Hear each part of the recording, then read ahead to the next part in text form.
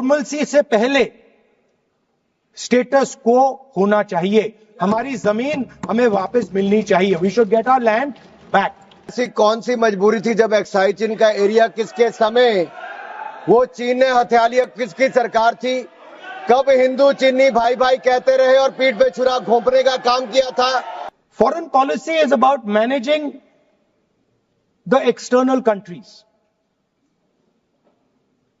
You have given China 44,000 square kilometers of land. On the other side, our ally suddenly decides to impose tariffs on us, 26%, which is going to completely devastate our economy. Doklam की घटना के समय भी मुंह तोड़ जवाब दिया तो भारत की सेना के जवानों ने चीन के सैनिकों को दिया है। प्रधानमंत्री जी स्वयं सीमा पर भी गए, सेना का मनोबल बढ़ाया। रक्षा मंत्री जी गए, 1 इंच जमीन भी भारत की कोई नहीं हथिया पाया तो भारत की सेना ने वो करके दिखाया, तो मोदी सरकार में करके दिखाया है।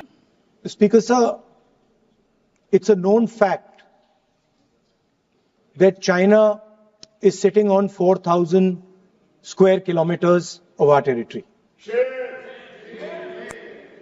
I was shocked some time back to see that our foreign secretary was cutting a cake with the Chinese ambassador.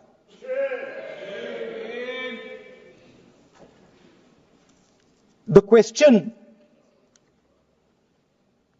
is, what exactly is happening to this territory?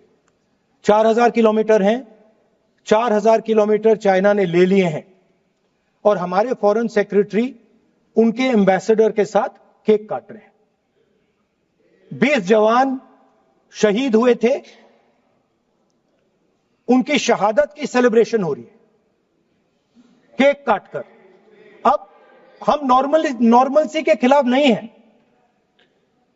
मगर नॉर्मलसी से पहले स्टेटस को होना चाहिए। हमारी जमीन हमें वापस मिलनी चाहिए। We should get our land back. It has also come to my notice that the Prime Minister and the President have written to the Chinese. We are not finding out from our own people. It is the Chinese ambassador who is telling the people of India that the Prime Minister of India and the President of India have written to them. Foreign policy is about managing the external countries. You have given China 44,000 square kilometers of land.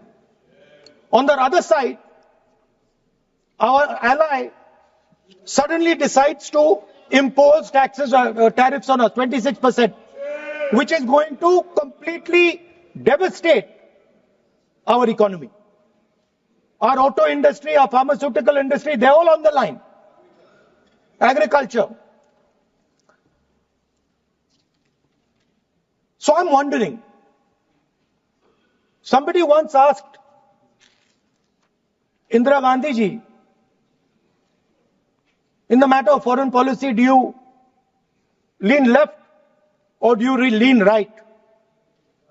And Indira Gandhi ji answered, I don't lean left or right, I stand straight. I'm Indian and I stand straight. And the BJP and the RSS have a different philosophy. When asked, do you lean left or do you lean right? They say, no, we bow our head right in front of every foreigner that comes in front of us. Sir, this is something that is in their culture, it is in their history, we know that.